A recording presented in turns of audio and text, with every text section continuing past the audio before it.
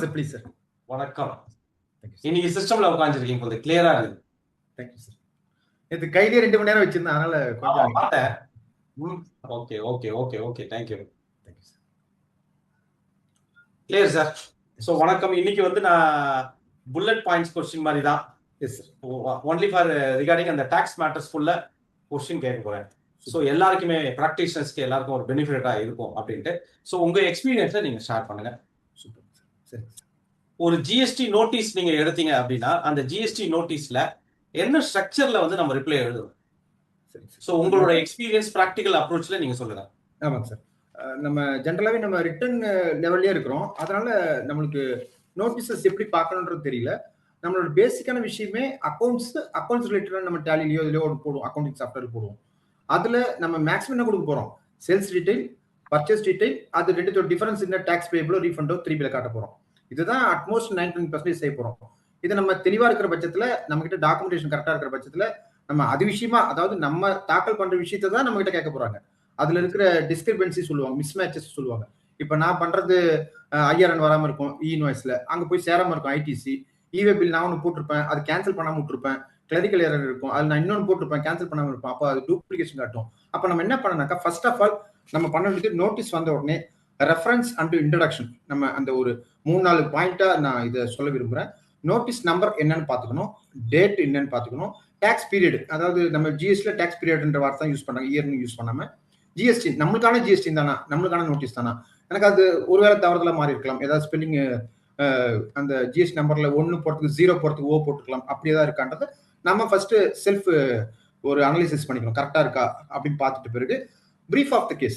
இப்போ எக்ஸாம்பிளுக்கு ஒரு ஒரு சூப்பர் மார்க்கெட்டுக்கு ஒரு நோட்டீஸ் வந்திருக்குது அப்படின்னாக்கா, நம்ம அதை எடுத்து பார்த்தோன்னே, நீங்க வந்து 183 சர்க்குலர் 193 சர்க்குலர் ஃபைல் பண்ணல, அதனால நான் நோட்டீஸை நீங்க பதில் கொடுக்கல, நான் அதை ஆர்டர் கன்வெர்ட் பண்றேன் அப்படின்னு ஒரு ஆஃபீஸர் சொல்லும்போது, நம்ம பொலைட்டா, இல்ல சார் இது சூப்பர் மார்க்கெட்டு, இந்த இடத்துல நடக்குது, இத்தனை வருஷமா நடக்கிறாங்க, இவங்களுக்கு நம்பர் ஆஃப் கிளைண்ட்ஸ் அதிகம், அதனால நீங்க எதிர்பார்க்குற மாதிரி கூடிய விரைவில் எங்களால் பண்ண முடியலனாலும் நாங்க எல்லாருக்கும் ரிப்ளை தெரிவிச்சிட்டோம். எல்லாருமே B2Cல பண்ணிக்காங்களாம், B2Bல பண்றதுக்கு நாங்க லெட்டர் கேட்டிருக்கோம், ஒருத்தருக்கு அக்கௌண்ட் இல்ல, ஆடிட்டர் கேட்கணும், இதுமாதிரி சொல்லிருக்காங்க, இதனால எங்களுக்கு ஒரு பர்சனல் ஹியரிங் கொடுங்க, நாங்க எங்களை ப்ரூவ் பண்றதுக்கு அப்படின்னு கேட்டா தாராளமா ஆஃபீஸர்ஸ் கொடுப்பாங்க. அப்படியே நம்ம ஆர்டர்லையும் நம்ம அதே மாதிரி அப்பீல தெரியப்படுத்தும் போது, நம்ம நேச்சர் ஆஃப் தி பிசினஸ் சொல்லும் போது அந்த பிராக்டிகல் டிஃபிகல்ட்டி என்னன்றது புரியும். அந்த வழியில பிரீஃப் ஆஃப் த கேஸ், அதாவது ஸ்டேட்மெண்ட் ஆஃப் ஃபேக்ட் சொல்லுவாங்க, என்ன இஷ்யூ ஆஃப் த ஃபேக்ட் என்ன, அதை தெரிஞ்சு அந்த அடிப்படையில் நம்ம ரிப்ளை கொடுக்கும்போது கொஞ்சம் இயல்பா இருக்கும். நீங்க பேசும்போது எனக்கு கொஞ்சம் நான் சிரிச்சிட்டேன். ஏன் சிரிச்சேன் அப்படின்னா, நீங்க ஒரு விஷயம் சொன்னீங்க, ஆடிட்டர்கிட்ட கேட்கணும், அக்கௌண்ட் கேட்கணும்.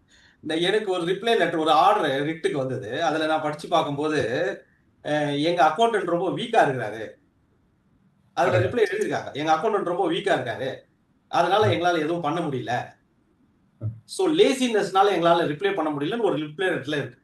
லேசினஸ் எந்த அளவுக்கு இன்னும் ட்ரெயின் பண்ணிக்கணும் அவங்கலாம் அப்படின்றத நம்ம இந்த இடத்துல மென்ஷன் பண்ணியே ஆகும். நம்ம எமோஷனல் வந்து இந்த ரிப்ளை படிச்ச உடனே கோவம் வரும், லேசினஸ் போட்டுருக்காரு அப்படின்ட்டு. நான் எப்படி பொருத்தமாவேன், அது பதில் கிடையாது அப்படின்றாங்க.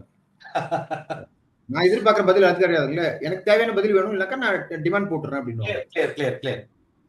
சார், இப்போ நோட்டீஸ் வருது, பட் அதுக்கு பொலைட்டா ரிப்ளை பண்ணணும் அப்படின்னீங்க. அந்த பொலைட்னஸ் கண்டிப்பா வேணும். பொலைட்னஸ் கூட வந்து ப்ரொஃபஷனலா வேணும். அந்த ஃபார்மட் வந்து ரொம்ப ப்ரொஃபஷனலா வேணும். நீங்க கிளியரா எக்ஸ்பிளைன் பண்ணீங்க. இப்போ எனக்கு இன்னொரு இதுல ஒரு கிளாரிபிகேஷன் எனக்கு வேணும். நோட்டீஸ் ஏன் வருது, நம்ம எங்க ஸ்ட்ராங்கா இல்லைன்னா நோட்டீஸ் வரும், இதை எக்ஸ்பிளைன் பண்ண முடியுமா? கண்டிப்பாங்க சார், கண்டிப்பாங்க சார். நம்ம அதிகபட்சமா ஜிஎஸ்டில கொடுக்கறது சேல்ஸ் அண்ட் பர்ச்சேஸ் தாங்க சார். இன்னொன்று பேங்க் ஸ்டேட்மெண்ட், நம்ம ஒரு டியூ டெலிஜென்ஸ் சொல்லுவாங்க, நம்ம செய்யற வேலையை சரி பார்த்தது. அந்த 3 விஷயத்தையும் நம்ம சரி பண்ணாலே 99% ப்ராப்ளம் சால்வ் சார். ரிப்பீட்டிவா தான் இருக்கும். அந்த நேச்சர் ஆஃப் நோட்டீஸ் பாத்தீங்கன்னாக்கா ரொம்ப ரிப்பீட்டிவா தான் இருக்கும். 3B2B difference, sorry 3B2A difference, இவே பில் ஜிஎஸ்டி 1 டிஃபரன்ஸ், இன்வாய்ஸ் இவே பில் டிஃபரன்ஸ். அப்ப பாத்தீங்கன்னா ஒரு 7-8 ஐட்டம் இருக்குங்க சார். அந்த 8 ஐட்டமும் ரிப்பீட்டிவா தான் இருக்கும். ஏன்னா எக்ஸப்டட் டர்ன்ஓவரை நான் வந்து நீங்க HSN சரியா போடல, நான் ஏன் அதை டாக்ஸ் ஃபுல்லா கன்சிடர் பண்ணி 5% டாக்ஸ் போட்டிருக்கேன், நம்ம அந்த நோட்டீஸ் பதில் சொல்லாத போது ஆர்டர் பண்ணும்போது அதை நம்ம அந்த இடத்துல சொல்லலாம், நான் எங்களுக்கு எக்ஸம்ப்டட், இதோ பாருங்க பர்ச்சேஸ் பில் வச்சிருக்கேன், அதே HSN கோட்ல தான் சேல்ஸ் பில் பண்றேன், இது எக்ஸம்ப்டட் தான், இந்த சர்க்குலர் படி, இந்த HSN படி, இந்த ஆக்ட் படி அப்படின்னு அந்த ரெஃபரன்ஸ் செக்ஷன் நம்பரோட கொடுத்து நம்ம அழகா சிம்பிளாவே கொடுக்கலாம். நம்ம ஒரு 20-30 பேஜஸ் எல்லாம் கொடுக்கின்ற அவசியம் இல்லை. அதுக்கு ரிலேட்டடா என்ன பாயிண்ட்ஸ், அந்த ஸ்டேட்மெண்ட் ஆஃப் ஃபேக்ட்ஸ் என்ன, அந்த இஷ்யூ ஆஃப் ஃபேக்ட்ஸ் என்ன, கிரவுண்ட்ஸ் ஆஃப் அப்பீல் என்ன, நம்மளோட ப்ரேயர் என்ன, அதை கொஞ்சம் பொலைட்டா கொடுக்கும். நம்ம எமோஷனல் காட்டிடக்கூடாது. எமோஷனல் அங்க வேலை செய்யாது. நம்ம கொடுக்க வேண்டிய விஷயத்த முதல்ல நம்ம உள்வாங்கின்னு அதை எப்படி வெளிப்படுத்துற முறை ப்ரொஃபஷனலா அப்படி பண்ணும்போது நம்ம அதை படிச்சும் காட்டலாம். கிளைண்ட் கிட்ட படிச்சு காட்டும் போது கிளைண்ட்டுக்கே ஒரு மாதிரி ரீசனபிளா தெரியும். இவருக்கு கொடுக்குற ஃபீஸ் அதிகம் இல்லைன்றத அவருக்கு தோணணும். அதுதான் நம்மளோட சக்சஸ்க்கான முதல் மந்திரம். அந்த சர்வீஸ்க்கு வந்து நம்ம ஜஸ்டிஃபை பண்றோம். எஸ் சார், எஸ் கரெக்டா ஜஸ்டிஃபை பண்றோம். நான் உங்ககிட்ட வாங்குற ஃபீஸ்க்கு நான் கரெக்டா இருக்கேன் அப்படின்ற. Clear sir. Sir we move on அடுத்த question. Yes sir, please sir.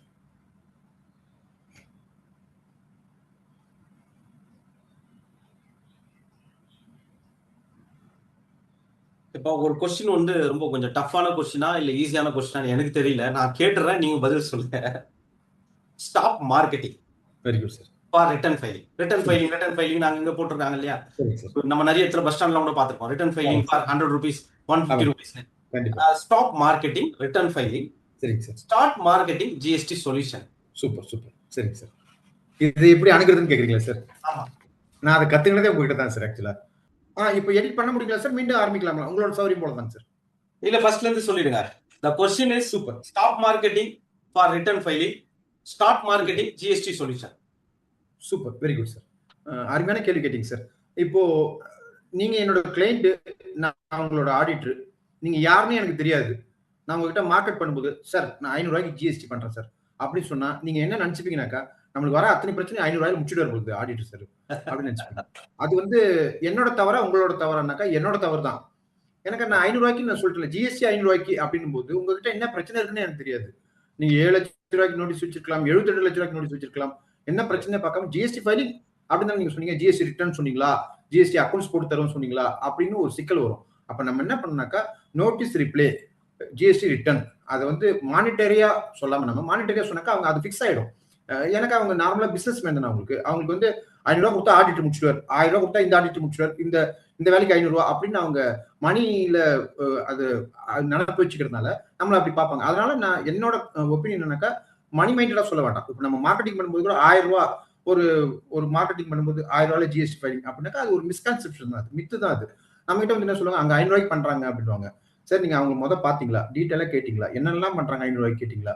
நாங்க அப்படி ரிட்டர்ன் மட்டும் பண்றோம் 500 ரூபாய்க்கு, அப்படியா டீட்டெயிலா கேட்டீங்களா? நாங்க நோட்டீஸ் ரிப்ளை கொடுக்குறோம், லிட்டிகேஷன் எக்ஸ்பர்ட்டா இருக்கும், அட்வைஸ் பண்றோம், உங்களோட ஃபினான்ஷியல் ஸ்டேட்மெண்ட்ஸ் பார்த்து நாங்க சொல்றோம், ஜிஎஸ்டி மட்டும் இல்லாம இன்கம் டேக்ஸ் பாக்குறோம், அக்கௌண்ட்ஸ் பாக்குறோம் அப்படின்னு நம்ம விலாவாரியா சொல்லும்போது நிஜமாலுமே நம்ம ஃபீஸ் அந்த ஸ்டேஜ் பை ஸ்டேஜ் மாறும். அவங்களோட depends upon the turn over, depends upon the nature of the business, ஒன்னொன்னு மாறும்போது நம்ம அந்த வாக்கை மானிட்டரி டைமா கொடுக்காம விட்டுடணும். அதுதான் நல்லது, நம்மளுக்கு சேஃப்.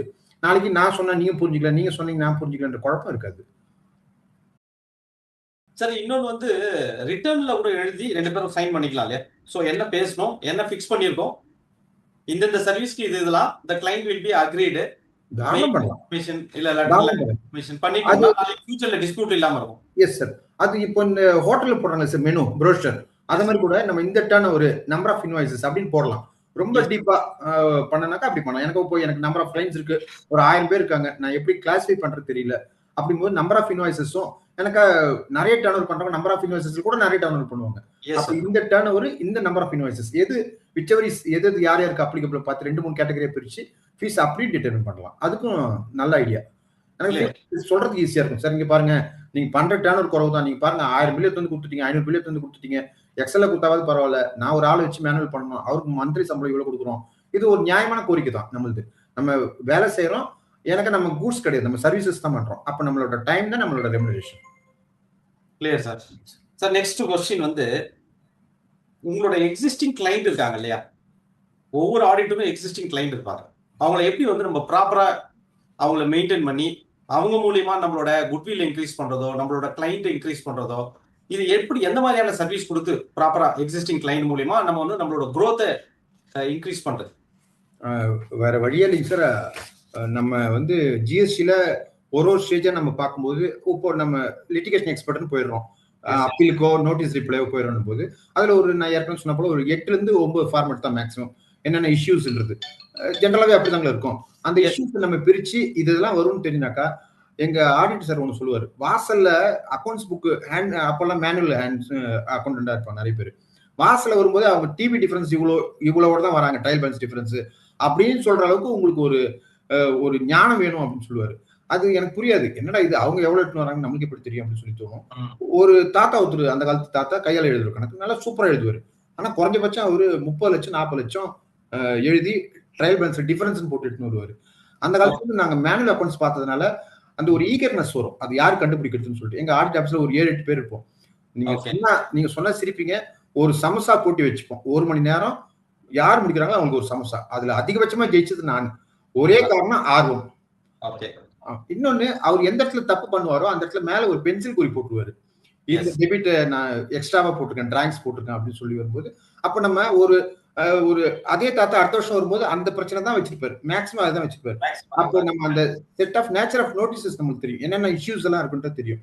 அந்த இஷ்யூஸ் நம்ம பிரிச்சு ஆராயும் போது, ஒரு டீலர் வரும்போது, சார் இந்த ஐடிசி ஏதோ ஒரு நோட்டீஸ் வந்துருக்கு சார், ஐடிசி பிரச்சனையா இருக்கு சார், இது 183 சார், இந்த இயருங்களா 193 சார், இதுக்கு வந்து நீங்க இத்தனை பேரை பார்க்கணும், இது டீட்டெயிலாம் வாங்கி கொடுத்துருங்க, இதை நான் அப்லோட் பண்ணணும், ஆஃபீஸ்ல ஒரு வாட்டி பார்க்கணும், இதுக்கு இவ்வளவு டைம் ஆகும், உங்களுக்கு எவ்வளவு டைம் ஆகும்னு சொல்லுங்க, அதுக்கு தகுந்த போல நான் ஹியரிங்ல டைம் கேட்கணும், இது எல்லாத்தையும் சொல்லும்போது இவ்வளவு டைம் லிமிட் இருக்கும், இவ்வளவு நான் இப்போதைக்கு இன்ஸ்டன்டா ஒரு ரிப்ளை கொடுத்தாகணும் அந்த நோட்டீஸ் டைம்குள்ள, அது என்னோட வேலை, படிப்படியா உங்களுக்கு வேலை நான் காத்துட்டு இருக்கோம், சரியா செஞ்சிருவோம் நேரத்துக்குள்ள, எனக்கு இவ்வளவு ஃபீஸ் ஆகுன்றதை அவருக்கு நம்ம மைண்ட் செட் கொண்டு வந்துடணும். அப்பதான் நம்ம சிறப்பா செய்ய முடியும், அவரையும் நம்ம தக்க வச்சுக்க முடியும். அவர் வெளியே போய் விசாரிக்கலாம், கண்டிப்பா விசாரிப்பாங்க. எனக்கா ஒருத்தருங்களும் சொல்லக்கூடாது, இருந்தாலும் இது ஒரு for sake of real time experience மாதிரி சொல்றேன் சார். ஒருத்தருங்களும் சுகருக்காக ஈவினிங் வாக்கிங் போறாங்க. வாக்கிங் போகும்போது பாத்தீங்கன்னாக்கா காஸ்மெட்டிக் ஷாப் காரங்களே 4 பேர் போவாங்க, அயன் ஸ்கிராப்ஸ் காரங்க 4 பேர் போவாங்க, ஜுவல்லரி காரங்க 4 பேர் போவாங்க, மார்க்கெட்ல என்ன நடக்குது பேசும்போது. அப்போ அந்த 4 பேர் 4 ஆடிட்டர் இருப்பாங்க. இது நான் ஒரு இடத்துல நான் பார்த்து கவனிச்சு, இப்படி எனக்கு தோணவே இல்லை. இப்ப ரமணால சொல்லுவாங்களே, இவருக்கு எப்படா சம்பந்தம் அப்படின்னு பார்க்கும்போது, அந்த 4 பேரும் ஆடிட்டரும் 4 பேரையும் விட மாட்டாங்க. விடாம அங்க என்ன பண்ணுவானாக்கா, நீ அவர்கிட்ட இருக்கியே இந்த நோட்டீஸ்க்கு அவரு என்ன சொல்லுவாரு, நீங்க அவர்கிட்டே இருங்க, அவர் நல்லா தான் பண்றாரு, இல்ல நான் எங்க ஆள்கிட்ட மாத்தி விட்டுறேன். இப்படிதான் நிறைய கேசஸ் மாறுது, அது வெளியே தெரியாது. இன்னொன்னு, நம்ம ஒழுங்கா ரிப்ளை கொடுக்காத பட்சத்துல ஆபீசர்ஸ்லயே ஒரு மாதிரி நம்ம மேல ஒரு டிசாட்டிஸ்ஃபேக்ஷன் ஆயிடும். ஏன்னா ஒரு டைம்ல ரிப்ளை கொடுக்க மாட்டாரு, ஒரு லேசினஸா இருக்காரு, ஒரு லாங்குவேஜ் சரியில்லையே. அதாவது பார்ட்டிக்கிட்ட நம்ம ஃபீஸ் வாங்குறது வந்து நம்மளோட உழைப்புக்கு தான் வாங்குறோம், அதுல எந்த ஆபீசருமே தலையிட மாட்டாங்க. ஆனா நம்ம அந்த டைம்லி சப்போர்ட், டைம்லி சர்வீஸ் பண்ணாத போது நமக்கு பேர் கெட்டு போயிடுது. அந்த குட்வில் மெயின்டைன் பண்ணனாக்கா டைம்லி சர்வீஸ் தான் நம்மளோட அந்த சர்வீஸ் சப்போர்ட். எந்த அளவு நம்ம எக்ஸ்டெண்ட் பண்ணி செய்யறோம் அவங்களுக்கு சர்வீசஸ், அதான் கரெக்டான நேரத்துக்குள்ள செய்யறோமா, ஜிஎஸ்டின்னு வராங்கனாக்கா அவங்களுக்கு அக்கௌண்ட்ஸும் ரிலேட்டடா ஃபினான்ஷியல் டீடைல்ஸ் சொல்றோமா, இன்கம் டேக்ஸ் பார்க்க முடியுமா, நம்மளால எந்த அளவுக்கு அவங்களுக்கு நல்ல சர்வீசஸ் டைம்லி சப்போர்ட் கொடுக்க முடியும் அப்படின்னு பார்க்கும்போது நம்ம குட்வில் நம்ம கூட கண்டிப்பா நிலைச்சிருக்கும். இப்போ இந்த கொஸ்டினுக்கு வந்து இன்னொரு ஒரு பாயிண்ட் ஆஃப் வியூல நான் பாக்குறேன் என்ன அப்படின்னா, ஒரு ஆடிட்டர் கிட்ட ஒரு கிளைண்ட் உள்ள வராங்க, வந்துட்டு ஒரு சர்வீஸ் எடுக்கிறாங்க, ஐடி தான் எடுக்கிறாங்க, இன்கம் டாக்ஸ் ஃபைலிங் எடுக்கிறாங்க வச்சுங்களேன். அவர் இன்கம் டாக்ஸ் ஃபைல் பண்ணிட்டு வெளியே போனாலும் அவரோட மோட்டிவோ என்னவோ உங்களை வந்து என்கேஜ் பண்றது இன்கம் டாக்ஸ்க்காக. பட் ஆனா மோஸ்ட் ஆஃப் த கன்சல்டன்ட் என்ன சொல்றாங்க, அவங்க என்னெல்லாம் பண்றாங்கன்னே அங்க எஸ்டாப்ளிஷ் பண்றது கிடையாது அந்த கிளைண்ட் கிட்ட. சார் நான் பேன் ஃபைல் பண்றேன், நான் வந்து ஐ கோட் எடுத்து தரேன், உங்களுக்கு உதயம் சர்டிஃபிகேட் இங்க நாங்க பண்ணி தரோம், புக்ஸ் ஆஃப் அக்கௌண்ட்ஸ் மெயின்டைன் பண்ணி தரோம் டேலியில, நான் வந்து ஜிஎஸ்டி பண்றேன், ஜிஎஸ்டியில் உங்களுக்கு ஏதாவது நோட்டீஸ் ரிப்ளை ஏதாவது ரிப்ளை நீங்க எடுத்துருவாங்க நான் பண்ணித்தரேன். அவங்களோட சர்வீசஸே வந்து நிறைய பேர் சொல்றது இல்லை. அதனால என்ன பண்றாங்கன்னா, ஒரு கிளைண்ட் வந்து ஐடி மட்டும் ஃபைல் பண்ணிட்டு அந்த கன்சல்டன்ட் கிட்ட பேலன்ஸ் எல்லாம் வெளியே பண்றாங்க. அது நம்மளோட இயலாமை தான் நம்ம சொல்லணும். அப்ப நம்ம வந்து எக்ஸ்போஸ் பண்ணணும் என்னென்னலாம் சர்வீஸ் பண்ணணும் கிளைண்ட் கிட்ட அப்படின்றது. சோ அது ஒண்ணு. ரெண்டாவது வந்து திரும்ப என்ன வந்து நீங்க 90ஸ்க்கு கூட்டு போயிட்டீங்க, ஐந்தொகை கரெக்டுங்களா சார்? சோ அந்த ஐந்தொகை போட்டு எடுத்துட்டு வாங்கன்னு. சோ அந்த காலத்துல அந்த நாட்டு கணக்கு புள்ளிங்களா சொல்லுவாங்க இல்லையா, அவங்களாம் நல்லா பிரில்லியன்ட், சூப்பரா எழுதி எடுத்துட்டு வருவாங்க. அந்த ஐந்தொகையை வச்சு எல்லாத்தையும் பிரிச்சு லெட்ஜர் எல்லாம் போடணும் அப்படின்ட்டு ரொம்ப சூப்பர் சார். அடுத்த question sir, target business with regular GST issue. சரிங்க சார், இதுக்கு என்ன, அதாவது வந்து ஒரு டைப் ஆஃப் டார்கெட் பிசினஸ் இருக்கு. ஒரு ஹோட்டல் இண்டஸ்ட்ரீஸ்னா ஹோட்டல் இண்டஸ்ட்ரீஸே, சோ அதுக்கு ஒரு ரெகுலர் இஷ்யூன்னு ஒன்னு இருக்கும் இல்லையா, ஒரு ஹோட்டல் இண்டஸ்ட்ரி எடுத்தா அதுதான் இஷ்யூ எல்லாத்துக்குமே இருக்கும். இப்போ லைக் நீங்க சொன்னீங்க 2B வெர்சஸ் 3B, டெஃபினட்டா இது ஒவ்வொரு வருஷமும் வந்துரும். அப்போ ஃபர்ஸ்ட் நீங்க ஒரு ரிப்ளை லெட்டர் ரெடி பண்ணிட்டீங்கன்னா செகண்ட் இயர் தேர்ட் இயர்ஸ்ல உங்களுக்கு ஒன்றும் பெருசா வேலை இல்லை. அந்த மாதிரி இந்த கொஸ்டின்ஸ்க்கு நீங்க என்ன சொல்ல வரீங்க? நம்மளுக்கு ஐடிசில எங்கெங்கெல்லாம் உதைக்குதுன்னு பார்க்கணும் sir. Blocked ITC, reversal, mismatch of ITC credit. ஐடிசில எனக்கு ஐடிசி தான் நிறைய நோட்டீசஸ் வருது. டர்ன் ஓவர்னு பார்க்கணும், அவுட்புட் டேக்ஸ் பார்க்கணும், எக்ஸாம்பிள் டர்ன் ஓவர் டேக்ஸ் போடலாம், இல்லைன்னா e way bill, invoice difference with GST one, அதை தவிர்த்து மேக்ஸிமம் அதுல இருக்காது. அப்போ அதிகமான நோட்டீசஸ் பார்த்தா லேட் ஃபீஸ்க்கு கொஞ்சம் குறவா வரும், அப்ப டாக்ஸ் வந்தாதான் இன்ட்ரெஸ்ட் வரும். ஓகே அப்போ டாக்ஸ் ஏன் வருதுனாக்கா அவுட்புட் டாக்ஸா இருக்கலாம், இல்ல இன்புட் டாக்ஸா இருக்கலாம். இன்புட் டாக்ஸ்ல பிளாக்டு கிரெடிட்டும் ரிவர்ஸும் நிறைய நம்ம கான்சென்ட்ரேட் பண்ணா நிறைய நோட்டீஸ் ரிப்ளை கொடுக்கலாம் சார். Clear. பிளாக்டு கிரெடிட்ல எல்லாரும் சகட்டு மேனிக்கு வீடு கட்டினதுக்கெல்லாம் நார்மல் ட்ரேடர்கள் எல்லாம் எடுத்துப்பாங்க. அது வந்து சேம் லைன் ஆஃப் பிசினஸ் அந்த டாக்ஸபிள் சப்ளைஸ் பண்றவங்களுக்கு மட்டும்தான் அது உண்டு. இது ஸ்பெசிஃபிக்கா சொல்லியிருக்காங்க. சர்வீஸ் டாக்ஸ் ரூல்ஸ்ல இருந்து வந்திருக்கு, சென்ட்ரல் எக்ஸைஸ்ல இருந்து. எனக்கா ஜிஎஸ்டி பெரிய ஆக்ட், எல்லாத்தையும் சேர்ந்து ஒரு அண்டாக்குள்ள போட்டு கலவையின மாதிரி. அப்போ எல்லாத்தோட கலவையினும் போது அதெல்லாம் நம்மளுக்கு தெரிஞ்சிருக்குமா அப்படின்னாக்கா அது பழைய ஆக்ட் தெரிய வேண்டியது. ஆனா ஜிஎஸ்டின்னு ஒரு வட்டத்துக்குள்ள வந்துட்டு பிறகு நம்ம தெரிய வேண்டிய அத்தியாவசியம் இருக்கு. இப்போ நான் கிளைன் மீட்ல போன வாரம் பண்ணிட்டு கூட நான் இது பிளாக்டு அசெட்டை ரொம்ப ஸ்பெசிஃபிக்கா சொன்னேன். இதெல்லாம் பண்ணாங்க. அதே மாதிரி ஆர்சிமான் இம்மோபிள் ப்ராப்பர்ட்டி அந்த ரெண்ட் காட்டணும். கமர்ஷியல் ப்ராப்பர்ட்டின் போது நீங்க ரெண்ட் காட்டியிருந்தாலும் காட்டலனாலும் நீங்கள் ஓனர் மட்டும் ரெண்ட் கட்டணும். உங்க மனைவி பேர்ல இருந்தா கூட மார்க்கெட் வேல்யூ கட்டணும். அதெல்லாம் தெரியறதுக்கு வாய்ப்பே இல்லை டீலர்களுக்கு. நான் ரெண்டே இல்லையே சார், என் ஒய்ஃப் பேர்ல தானே பண்றேன், எங்க அப்பா பேர்ல தானே பண்றேன், அவர் பேர்ல தானே சொத்து இருக்கு. நான் ரெண்ட் காட்டவே இல்லை பீண்டலும். பீண்டல காட்டினாலும் கட்டணும், காட்டலனாலும் கட்டணும். நானா டைரக்ட் ஓனரா இருந்தா மட்டும்தான் வேண்டியதில்லை, காம்பல்ஷன் ஸ்கீமுக்கு வேண்டியதில்லை. அப்போ நம்ம இதே மாதிரி விஷயம் சின்ன சின்ன விஷயம் பார்க்கணும். ஏன்னாக்கா எல்லாமே நோட்டீஸ் எல்லாமே ஆட்டோமேட்டட்ன்றதால ஆபீசருக்கு எதுவுமே கிடையாது. அவங்க என்ன சொல்லுவாங்க, நீங்க தானே பார்த்து செஞ்சிருக்கணும், நீங்க தானே சரி ஓகே செஞ்சுட்டீங்க, தப்பு நடந்து போச்சு, அவரால் பணம் கட்ட முடியலன்றீங்க, எப்போ கட்டுவீங்க சொல்லுங்க, 2 இன்ஸ்டால்மெண்ட் வேணுமா 3 இன்ஸ்டால்மெண்ட் வேணுமா. அப்ப நம்ம அந்த கடைசி நிலைமைக்கு நம்ம வந்துருவோம். அதை நம்ம முன்னாடி கொஞ்சம் கைடன்ஸ் பண்ணிட்டோம், ஒரு எஜுகேஷன் பண்ணிட்டோம் வச்சுக்கலாம் பார்ட்டிகளுக்கு. சரி இன்னைக்கெல்லாம் நாளைக்கு கட்டிடுங்க. அப்போ எங்கெங்கெல்லாம் தப்பு நடக்குனாக்கா ஒரு கான்ட்ராக்டுக்காரங்களுக்கு, ஒரு ஸ்மால் ட்ரேடர்ஸ்ங்களுக்கு, நிறைய பர்ச்சேஸ் பில் வாங்குறவங்களுக்கு அந்த ஐடிசி ப்ராப்ளம் வரும். கான்ட்ராக்டுக்காரங்களுக்கு எது எடுக்கணும் எடுக்கக்கூடாதுன்னு தெரியாது. அவங்க என்ன பண்ணுவாங்க, கான்ட்ராக்டுக்காரங்க தான் எல்லாமே எடுக்கலாம், பிளாக்டு ஐடிசியே கிடையாதுன்னு நினைச்சுப்பாங்க. நினைச்சிங்க லக்ஸரி கார்ஸ் எடுத்துருவாங்க. கூட்ஸ் டிரான்ஸ்போர்ட் தான் ஐடிசி பிளாக் கிடையாது. ஆனா பேசஞ்சர் டிரான்ஸ்போர்ட்டுக்கு ரெஸ்ட்ரிக்ஷன் உண்டு. அப்ப நம்ம அந்த ஒரு விஷயத்தையும் சொல்லி இல்ல சார் நான் கான்ட்ராக்ட் ஒர்க் பண்றேன், கான்ட்ராக்ட்காரங்க பிளாக் ஐடிசியே கிடையாதுன்னாங்களே சார், நீங்க என்ன சார் இப்படி சொல்றீங்க, மோட்டார் வெஹிக்கிளுக்கு அது என்ன இது வேற அது வேறையா சார், எல்லாம் ஒண்ணுதானே சார் அப்படின்வாங்க. இல்ல சார் கூட்ஸுக்கு தான் கிடையாது, பேசஞ்சர் கூட்டு 13 சீட்டுக்கு மேலதான் ரெஸ்ட்ரிக்ஷன் கிடையாது, உள்ளார இருக்குது. நீங்க வச்சுக்கிறது லக்ஸரி காரு பிசினஸுக்கே யூஸ் பண்ணாலும் நீங்க டெப்ரிசியேஷன் கிளைம் பண்ணலாம் அப்படின்னு ஆல்டர்னேட்டிவா நம்ம ஒரு சஜஷன் சொல்லும் போது நம்மளுக்கு தெரியுதானே பார்க்க வருவாங்க. அவங்க 4-5 இடத்துல டிஸ்கஸ் பண்ணிட்டு தான் வருவாங்க. சரி இவர் என்ன பண்ணுவார், இவர் நம்மளுக்கு ஏதாவது டாக்ஸ் சேவிங் டாக்ஸ் பிளானிங் பண்ணுவாரா அப்படின்ற ஒரு நல்ல எண்ணத்தில் தான் வருவாங்க. அதை நம்ம தவறாக புரிஞ்சு கூடாது. நம்ம அவங்க வந்தோடனே டாக்ஸ் கட்டக்கூடாதுன்னே வராங்க, நான் என்ன பண்றது அப்படின்னு கிடையாது.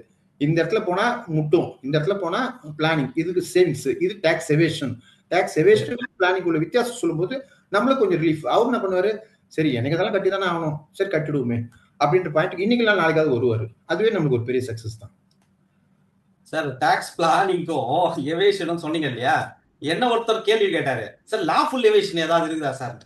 எவேஷனாவே மென்ஸ்ரியா, அதுல என்ன லாஃபுல் எவேஷன் அன்லாஃபுல் எவேஷன், சட்டத்துல இருக்கிற ஓட்டியை யூஸ் பண்ணி ஏதாவது பண்ண முடியுமா அப்படின்னாரு. அந்த மாதிரி எனக்கு எதுவும் தெரியலங்க, நான் ஸ்டூடெண்ட், ஏதாவது மாஸ்டர் போய் பாருங்க நீங்க. Clear sir. அப்புறம் நீங்க சொன்ன இஷ்யூல வந்து ஐடிசி சொன்னீங்க, பிளஸ் வந்து நீங்க இதெல்லாம் சொல்லியிருந்தீங்க, அந்த ஐடிசி மிஸ் மேட்ச் பிளாக் கிரெடிட்லாம் ஆர்சிஎம் நிறைய வருது, ரிப்பீட்டட் ஆர்சிஎம் நிறைய வருது இப்போ. சார் அடுத்த கொஸ்டின் போயிடுறேன். அடுத்த கொஸ்டின் என்ன அப்படின்னா, use WhatsApp and local business group smartly அப்படின்ட்டு ஒரு கொஸ்டின், ஒரு லீட் மாதிரி. இதை வந்து நீங்க உங்களோட எக்ஸ்பீரியன்ஸ்ல சொல்லுங்க. இப்போ என்கிட்ட ஒரு 10 கிளைண்ட் இருக்காங்க வச்சுக்கோங்க சார். நான் கிராமத்து ஓரத்துல இருக்கிறேன், எனக்கு எந்த கிளைண்டுமே கிடைக்கல, ஒரு 10 இருந்து 5 கிளைண்ட் கிடைக்கிறாங்க. நான் எப்படியா நான் எக்ஸ்பெண்ட் பண்ணி ஆகணும், என்னோட தேவைகள் அதிகம், என்னோட பண தேவைகள் அதிகம், எக்கனாமியா நான் பேக்ரவுண்ட்ல இருக்கேன் அப்படின்னு எனக்கு தேவைன்னும் போது நான் எங்க போய் யாரை போய் பார்க்கறது. இப்போ நீங்க முன்னாடி கேட்ட கேள்விக்கும் இதுக்கும் கனெக்ஷன் இருக்கு.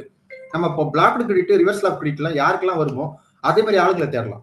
அதே மாதிரி ஆளுங்க எங்க இருப்பாங்க, நம்ம ஒரு பிராடரா திங்க் பண்ணா அசோசியேஷன்ல இருப்பாங்க. ஒரு ஊர்லயும் அசோசியேஷன் இருக்கும், builders association, traders association, chamber of commerce அவங்களாம். ஆனா வந்து நம்ம பேசும்போது அது ஒரு காசிப்ஸ் மாதிரி போயிடும். இவர் வந்து எங்களை பாக்குறாரு, நீங்க என்ன சொல்றீங்கன்னு சொல்லிட்டு அவங்க கணக்குள்ள கிட்ட கேட்பாங்க. அது நம்ம ஃபர்ஸ்ட் நம்ம நல்லா நம்ம செல்ஃப் கான்பிடன்ஸ் நல்லா பில்டு பண்ணிட்டு நம்மளோட சப்ஜெக்ட்ல பில்டு பண்ணிட்டு, நம்மளுக்கு யாராவது ரெஃபரன்ஸ் இருப்பாங்க, அங்க ஒரு செக்ரட்டரி தெரிஞ்சவரா இருப்பாரு, எனக்கு அங்க 2-3 மெம்பருக்கு தெரிஞ்சவங்களா இருப்பாங்க, அவங்ககிட்ட கூட கேளுங்க, நம்ம கிளைண்ட் தான் அவங்க, ஒரு மீட்டிங் மாதிரி கூட போடுங்க. நாங்க ஒரு சும்மா ஒரு அவேர்னஸ் செஷன் மாதிரி ஒன்று நடத்துறோம், ஒரு 30 மினிட்ஸ் 40 மினிட்ஸ். நாங்க ஒரு குரூப் ஆஃப் பீப்புள் கூட வரோம், கன்சல்டண்டா வரோம் எல்லாருமே அப்படின்னு சொல்லிட்டு நம்ம அசோசியேஷன்ல ஃபர்ஸ்ட் நம்ம பிராக்டிஷனர் அசோசியேஷன்ல ஒரு 10-15 பேர் ரெடியா இருக்கிற பட்சத்துல, வர பட்சத்துல லைக்லி மைண்டட் பீப்புளா இருக்கிற பட்சத்துல எல்லாருமே கூட்டிட்டு போய் பண்ணும்போது அது கொஞ்சம் அவேர்னஸ் நல்லா இருக்கும். அது ஒரு ஃப்ரீயாவே பண்ணலாம். சார் உங்களுக்கு ஏதாவது பிரச்சனைகள் இருக்கும்போது, நோட்டீசஸ் வரும்போது, நாங்க 4 பேர் வந்து கிளாஸ் எடுத்து வரீங்களா, யார்கிட்ட வேணா வந்து பாருங்க, நாங்க ஃபீஸ் எல்லாம் ஒரே மாதிரி தான் இருக்கும் ஸ்ட்ரக்சர். உங்களுக்கு ப்ராப்ளம் சால்வ் பண்ணி கொடுப்போம், எனக்கு நியாயமான ப்ராப்ளமா இருந்தாக்கா சால்வ் பண்ணி கொடுப்போம், நாங்க கரெக்டான ரிப்ளை பண்ணி கொடுப்போம். ஆனா எங்களுக்கு நீங்க உங்களை மாதிரி அசோசியேஷன் நாங்க வந்து பாக்குறது காரணம் நோட்டீசஸோட பதில் கொடுக்காம இருக்கிறத கொஞ்சம் குறையும். எல்லாமே அப்படியே கடப்புல இருக்குது. அதுக்காக நாங்க ஒரு பாலமா அமைகிறோம் அப்படின்னு சொல்லிட்டு ஒரு ட்ரேடர்ஸ் அசோசியேஷனோ, ஒரு சேம்பர் ஆஃப் காமர்ஸோ, ரோட்டரி லைன்ஸ்ல கூட கிடைக்கும். நம்ம லோக்கல் பிசினஸ் வாட்ஸ்அப் குரூப் அது மாதிரி ஆரம்பிக்கலாம். நிறைய பேர் இருக்காங்க பிசினஸ்ல. பிராட்காஸ்டிங் இருக்கு. நம்மளுக்கு தெரியாத டெக்னிக் கிடையாது.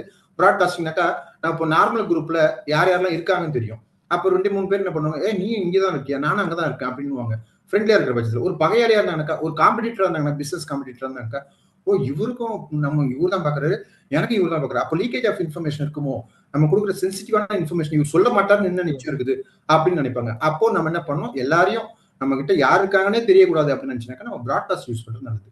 பிராட்காஸ்ட்னாக்கா யூஸ் பண்ற நம்மளுக்கு தான் தெரியுமே ஒழிய பாக்குறவங்களுக்கு தெரியாது. இண்டிவிஜுவல் மெசேஜ் மாதிரி போகும். அதுனாக்கா ஃபார்வர்ட் பண்ண முடியாது. ஆனா சேவ் பண்ணி ஷேர் பண்ணலாம். ஒரு வாட்ஸ்அப்பை வந்து எப்படி எஃபெக்டிவா ஒரு பிராக்டிஸ் யூஸ் பண்ணலாம்னு கிளியரா சொல்லிட்டீங்க. நம்பர் 1. நான் கேட்ட கொஸ்டின் 1 நீங்க 2 ஆன்சர் பண்ணிருக்கீங்க. இன்னொன்னு வந்து பிசினஸ் போய் எங்க எடுக்கலாம்னு சொல்லி கொடுத்துருக்கீங்க. சோ எங்க ப்ரொஃபஷனலுக்கு அதையும் சொல்லி கொடுத்துருக்கீங்க. அடுத்து சார், ஹெல்த் செக்அப் நம்ம பண்றோம்ல சார், அந்த மாதிரி டாக்ஸ் செக்அப் இல்லைன்னா ஜிஎஸ்டி செக்அப் இல்லைன்னா இன்கம் டாக்ஸ் செக்அப் அப்படின்னு ஏதாவது ஒண்ணு இருக்கா? இது வந்து நம்ம ஆடிட்டர்களுக்கு ஏதாவது ஒரு தம் ரூல் இருக்கா? இல்ல ஒரு பிசினஸ் ஓனர்ஸ்க்கு அந்த மாதிரி ஏதாவது இதுக்கு ஆடிட்டர் கிட்ட வந்து சார் ஹெல்த் செக்அப் பண்ற மாதிரி எனக்கு வந்து ஜிஎஸ்டி செக் பண்ணி கொடுத்துருங்க, இல்ல ஒரு செக் லிஸ்ட் கொடுங்க, நான் என்ன ஃபாலோ பண்ணணும், எந்த மாதிரியான புக்ஸ் ஆஃப் அக்கௌண்ட்ஸ் மெயின்டைன் பண்ணணும் அப்படின்னு இந்த மாதிரி லிஸ்ட் ஏதாவது எங்களுக்கு சொல்லுங்க சார். இருக்குங்க சார், கண்டிப்பா சார். நம்ம அரைச்சமாவே அரைக்கணும் நீங்க தவறா நினைக்க கூடாது. அதாவது வாட் இஸ் செட் அப்படின்றது முக்கியம் கிடையாது. Who is set, who set அதுதான் முக்கியம். என்ன சொல்றாங்கன்னு முக்கியம் இல்லை, யார் சொல்றாங்கன்றது முக்கியம். அப்போ நம்ம கிட்ட ஒரு கிளைண்ட் வரும்போது எனக்கு இப்போ ஹெல்த் செக்அப்னாக்கா நான் என்ன பண்ணுவேன், ஒரு இருமினி இருப்பேன், ஒரு 2 நாள் இருக்கலாம், 3 நாள் இருக்கலாம், ஒரு மாசம் இருமுனாக்கா எனக்கே பயம் வந்துடும். ஐயோ டிபி இருக்குமோ, ஏதோ பிரச்சனை இருக்குமோ. அப்போ டாக்டர் போய் பார்த்து ஒரு 2 மாத்திரை போடுங்க அப்படின்னு போவேன். டாக்டர் செக் பண்ணிட்டு சொல்லுவாரு, உங்களுக்கு 6 வருஷமா டிபி இருக்குங்க, உங்களுக்கு அந்த நோய் இருக்குங்க, இந்த நோய், ஐயோ பார்க்காம போயிட்டுமே. அப்போ நம்ம 2 நாள் 3 நாள் பிரச்சனைனாக்கா நம்ம கிட்ட ஜெனரலா வர மாட்டாங்க. இப்போ எக்ஸாம்பிள் காம்பவுண்ட் ஸ்கீமுக்கு நம்ம பெரிய அளவு கம்ப்ளைன்சஸ் எதுவும் கிடையாது. 3 months ஒன்ஸ் ஒரு குவார்டர்லி பேமெண்ட் பண்ணிட்டு ஆனுவல் ரிட்டர்ன் பண்ணா போதுமானது. அவங்ககிட்ட என்ன சொல்லுவோம், சார் பேங்க் மட்டும் டேலி பண்ணி வச்சுக்கோங்க, உங்களுக்கு பெரிய பேலன்ஸ் ஷீட்லாம் வேணாம், சேல்ஸ் பர்ச்சேஸ் மட்டும் பார்த்துக்கோங்க. ஜிஎஸ்டிஆர் போடும்போது இவ்வளவு பர்ச்சேசஸ் வருது, பர்ச்சேஸும் காட்டணும் ஜிஎஸ்டிஆர் 4ல, அது தகுந்த போல சேல்ஸ் வருதா மேட்ச் பண்ணிக்கோங்க, மிச்சம் ஸ்டாக் இருக்கா பார்த்துக்கோங்க. உங்களுக்கு நீங்க வந்து டாக்ஸ் ரேட் வைஸா பிரிக்கின்ற அவசியம் தான் கிடையாது ஒழிய மற்றபடி நீங்க அத்தனை டீட்டெயிலும் வச்சிருக்கணும் தான். ஸ்டாக் டீட்டெயில் மட்டும் வச்சிருக்க வேண்டிய அவசியம் இல்லை. இதான் புக்ஸ் ஆஃப் அக்கௌண்ட் சொல்லுது, அது மட்டும் நீங்களும் வச்சிருக்கணும். பெரிய கம்பெனிஸ் எல்லாம் உங்களுக்கு கேட்க மாட்டாங்க, எனக்கு 1.5 crore கீழே தான் இருக்கீங்க. அப்போ நம்மளுக்கு பாதி வேலை இதுலயே முடிஞ்சிடும். காம்பவுண்ட் ஸ்கீம்ல நல்ல காஸ்ட் ஷீட் போட்டு பாத்தீங்கன்னா காம்பவுண்ட் ஸ்கீம் தான் நிறைய டாக்ஸ் கட்டுவாங்க. எனக்கு ஐடிசி எடுக்கிறது இல்லை, அவங்க டர்ன் ஒர்க்கு. அவங்க என்ன பண்ண முடியும், இப்போ நான் என்ன பண்ணலாம், எனக்கு ஒரு 3 கோடி ரூபாய் பிசினஸ் இருக்குது, நான் காம்பவுண்ட்ல தான் இருக்கணும், எனக்கு ஆள் பலமே இல்லை, நான் விற்கிறதுலாம் B2C. அப்ப நான் என்ன பண்ணுவோம், ஒரு ஆடிட்டர் போய் கேட்பேன், என்ன சார் பண்ணணும்ட்டு. ஒன்றும் இல்லைங்க, நேச்சர் ஆஃப் ப்ராடக்ட் என்னெல்லாம் பண்ணுங்க, 2 ஐட்டமா பண்ணீங்களா, ஒன்று உங்க ஒய்ஃப் பேர்ல பண்ணுங்க, இன்னொன்று உங்க பேர்ல பண்ணுங்க, 1.5 கோடி அதுக்கு மேல பண்ணாக்கா இதெல்லாம் பண்ணக்கூடாது, இதெல்லாம் பண்ணணும். காம்பவுண்ட் ஸ்கீம்ல ஐடிசி எடுக்க முடியாது, பில் ஆஃப் சப்ளை போகணும், இந்த டீடைல் சொல்லும் போது இது ஒரு டாக்ஸ் பிளானிங் தான். ஆக்சுவலா அவங்களுக்கு வேற பேன், எனக்கு வேற பேன், 1.5 கோடி வரைக்கும் அதிகபட்சம் பண்ணலாம். சரிங்க, ரெண்டுத்தையும் சேர்த்து எடுத்துட்டு போனா பேங்க் லோன் கிடைக்கலீங்க, ஆனா ரெண்டுத்தையும் ஒன்னா காட்டினா பேங்க் லோன் வருவாங்க. அப்படின்னாக்கா அப்போ அடுத்த வருஷம் மாத்திக்கோங்க, ஒன்னு கேன்சல் பண்ணிடுங்க, 2 ப்ராடக்ட்டும் ஒன்னா பண்ணுங்க. அப்போ காம்பவுண்ட் ஸ்கீம்ல இருக்கும்போது நமக்கு வேலைகள் குறைவு, ஆனாலும் வேலைகள் செய்யணும், அந்த நேரத்துக்குள்ள செய்யணும். இதே ஒரு ரெகுலர் டீலர் வரும்போது, சார் சேல்ஸ் பாருங்க, நான் போன வாட்டியே சொல்லிட்டேன், சீரியல் நம்பர் மாறுது, சிக்கலாயிடும், மெமோ எல்லாம் போடாதீங்க, கொஞ்சம் கான்சியஸா இருங்க. 5 வாங்கி 18க்கு விற்கிறீங்க, 18 வாங்கி 5க்கு விற்கிறீங்க, இன்னொரு டாக்ஸ் ஸ்ட்ரக்சர் பிரச்சனை வரும். ரியலாவே நீங்க இதுதான் பண்றீங்களா, எக்ஸம்டட் வாங்குறீங்களா, அதுக்கு பில் போடுறீங்களா, பிசிக்கல் ஸ்டாக்குக்கும் இதுல இருக்கிற ஐடிசியை டாக்ஸ் அப்படி ரிவர்ஸா கால்குலேட் பண்ணா என்ன ஸ்டாக் வருதோ அதுக்கும் டிஃபரன்ஸ் இருக்கா, அதுதான் உங்களோட ஹெல்த் செக்அப். அப்போ ரெகுலர் டீலுக்கு தான் ஹெல்த் செக்அப் அவசியம். எனக்கு அவங்களுக்கு டர்ன் ஓவர் அதிகம், அதனால ரிஸ்க் அதிகம். இப்போ நான் 2-3 வேலை செய்யறனாக்கா எனக்கு பெரிய ஹெல்த் இஷ்யூ வராது. பொழுதுக்கு வேலை செஞ்சீங்கன்னாக்கா ஹெல்த் இஷ்யூ வரும். அப்போ பெரிய டர்ன் ஓவருக்கு ஹெல்த் இஷ்யூ அதிகமாக தான் இருக்கும். அப்போ நம்ம கொஞ்சம் கவனத்தை அதிகம் அவங்களுக்கு திசை திருப்பணும். இது பண்ணுங்க, இதெல்லாம் கொஞ்சம் பாக்குறாங்க, டிபார்ட்மெண்ட்ல பாக்குறாங்க, இதுக்கெல்லாம் நோட்டீஸ் வருது, இதெல்லாம் கொஞ்சம் பாத்துக்கோங்க அப்படின்னு சொல்லும்போது அவங்க நம்ம மேல இருக்கிற மரியாதை கொஞ்சம் கூடும். நம்ம பயமுறுத்துற மாதிரி இருக்கக்கூடாது, ஒரு அவேர்னஸ் எல்லாமே. Clear sir. நான் கேட்ட விஷயம் 1, 3 விஷயம் சொல்லிருக்கீங்க சார். பயங்கரமா கவனிக்கிறேன். பிசினஸ் எப்படி டெவலப் பண்றதுன்னு சொல்லி கொடுத்துட்டீங்க எல்லாருக்கும். கிளியரா? ரிட்டர்ன்ல ஒருத்தர் ஒரு கிளைண்ட் வராங்கன்னா பிசினஸ் எப்படி டெவலப் பண்றதுன்னு சொல்லிட்டீங்க, நோட்டீஸ் எப்படி ரெடியூஸ் பண்றதுன்னு சொல்லிட்டீங்க, காம்போசிஷன் மூலியமா பெருசா நோட்டீஸ் வராதுன்னு. சோ ஒரு பெரிய பிரம்ம சூத்திரதாரியா இருக்கீங்க சார். ஒரு விஷயத்த சொன்னா அதுக்குள்ள இன்டர்ன்ல நிறைய விஷயங்கள் சொல்லி தரீங்க. சரி, அடுத்த கொஸ்டின் போயிடுறேன் நான் இதே ஃப்ளோல. நெட்வொர்க் வித் அதர் ப்ரொஃபஷனல், இதை பத்தி நீங்க என்ன நினைக்கிறீங்க? இது நெட்வொர்க், நான் நெட்வொர்க் ப்ரொஃபஷனல் கூட நான் நெட்வொர்க் பண்ணும்போது சரிங்க சார். என்னோட growth இன்க்ரீஸ் ஆகுதா, என்னோட நாலேஜ் இன்க்ரீஸ் ஆகுதா, என்னோட கிளைண்ட் இன்க்ரீஸ் ஆகுறாங்களா, என்னோட இன்கம் இன்க்ரீஸ் ஆகுதா? சூப்பர் நீங்க சார். இதை எப்படி பாக்குறீங்க? இதை நீங்க 4 விதமா கேட்டாலும் எனக்கு இது ஒரு வழி பாதையா தான் சார் தெரியுது. இது எப்படின்னாக்கா எல்லாரும் எல்லாமே டீல் பண்ண மாட்டாங்க சார். எனக்கா டிபெண்ட்ஸ் அப்பான் த ஸ்கில்ஸ். எனக்கு ஒரு வேளை இங்கிலீஷ் வரும், வராது. ஒரு பயம் வரும். எனக்கு உண்மையாலுமே சார் எனக்கு திக்குவாயிருக்கு சின்ன வயசுல இருந்து. என்னோட பேரே எனக்கு சொல்ல வராது. ரொம்ப பேருக்கு இந்த விஷயம் தெரியும். எனக்கு பேரே சொல்ல வராது. அப்படின்னு நான் நின்னுடுவேன். 1 மணி நேரம் ஆனாலும் சொல்ல வராது. அதனால அதை தவிர்த்து மத்த எல்லாத்தையும் நான் வளவளன்னு பேசுவேன். ஆனா இது மட்டும் சொல்ல வராது. அப்போ அது டிபெண்ட்ஸ் அப்பான் த ஸ்கில்ஸ் தான். அது நம்ம குறை சொல்லக்கூடாது. அது ஒரு குறையும் கிடையாது. எனக்கு எது அதிகமா வரும்? ஸ்வாட் அனாலிசிஸ் சொல்லுவாங்க. Strength, weakness, opportunity, thread. அது எனக்கு எது அதிகமா வருதோ அதை நான் யூஸ் பண்ணலாம். அப்போ நான் ஒரு டாக்ஸ் பிராக்டிஷனர் போய் பார்க்கறேன். அது ஒன்றும் தப்பு கிடையாது. ஒரு ஒரு சமகாலத்தில் இருக்கிற ஒரு என்ன மாதிரியே ஒருத்தர் ப்ராக்டிஸ் பண்றது நான் ஏன் போய் பார்க்கக்கூடாது? ஆஸ் அ ஃப்ரெண்டா சேம் ஏஜ்டா இருக்கும். இல்லைன்னா ரொம்ப அதிக வயசானவரா இருப்பாரு. நான் ஏற்கனவே சொன்ன போல மேனுவல் அக்கௌண்ட்ஸ் பார்க்கறவா கூட இருப்பாரு. அவர் ஒரு 100 கணக்கு வச்சிருப்பாரு. நோட்டீஸ் வந்துடும். என்னப்பா இன்னும் வந்துருக்குதுப்பா, எனக்கு என்னன்னு பார்க்கறது தெரியலப்பா, எனக்கு கம்ப்யூட்டர் பார்க்க தெரியலப்பா. நிறைய பேர் இருக்காங்க. அவங்களை குறை சொல்லக்கூடாது. அவங்க நல்ல ஸ்கில்ஃபுல்லா இருப்பாங்க அக்கௌண்ட்ஸ்ல. நோட்டீஸ் வரும்போது அதை எப்படி டீல் பண்ணணும்ன்றது ஒரு தயக்கம் இருக்கும்.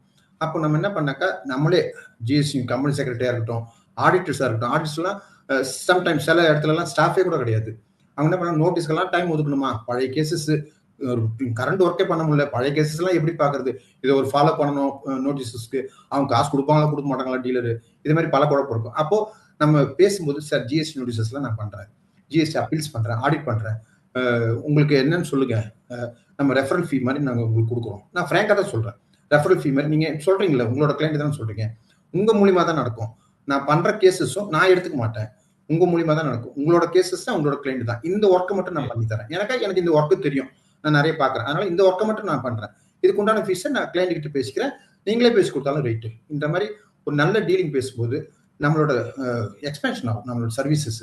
அவங்களுக்கும் சரி, இந்த கேசஸ்க்கு இவர் கூப்பிடலாம், ஜிஎஸ்டி நோட்டீஸா நீங்களும் பாருப்பா, ஏஐயா ஆடிட்டா உங்களை பாருங்க. அது மாதிரி அவங்களுக்கு ஒரு மைண்ட் செட் வந்துடும். அப்போ அவங்ககிட்ட வர கேசஸும் விட மாட்டாங்க. அவங்க யாரங்க போய் பாக்குறது, ஆபீஸ் நீங்களே போய் பாத்துங்க, டீலரு நாங்க போறதுங்கன்னுவாங்க. அப்படி அப்படியே விடும்போது எல்லாமே அப்படி அப்படியே நின்றுடும், அப்படியே தொங்கி நடக்கும் ஒரு இடத்துலயும். அதையும் தொங்க நம்ம தெரிஞ்ச கூட்டத்திலயோ, ஆடிட்டர்ஸ் ஆஃபீஸ்லயோ, கம்பெனி செக்ரட்டரியோ, தெரிஞ்ச டாக்ஸ் பிராக்டிஷனர்லாம் நான் இந்தந்த ஏரியாவிலாம் பாக்குறேங்க, ஜிஎஸ்டி அப்பீல்ஸ் பாக்குறேன், ஐடி வந்தா உங்ககிட்ட கொடுக்குறேன், ஜிஎஸ்டி அப்பீல்ஸ் வந்தா எங்கிட்ட கொடுக்குறேன். அது ஒரு நல்ல ஒரு ஸ்ட்ராங் காம்படிஷன் தான். அது ஒரு நல்ல வெல்தி காம்படிஷன் தான். அதுல ஒன்றும் தப்பில்லைன்னு நினைக்கிறேன் சார். Network with collaboration. கண்டிப்பா கிளியரா? சோ நெட்வொர்க் வித் கொலாபரேஷன் பண்ணும்போது the each other sharing the knowledge and experience. Yes sir. Plus also income sharing of the income. Yes sir. So கிளையண்ட்டுக்கு வந்து ஒரு லாங் பெண்டிங் இல்லாம ஸ்மூத்தா முடிச்சு இதுவே டெலிவரி கொடுக்கும்போது அந்த சொல்யூஷனை ரொம்ப ஈஸியா இருக்கும்.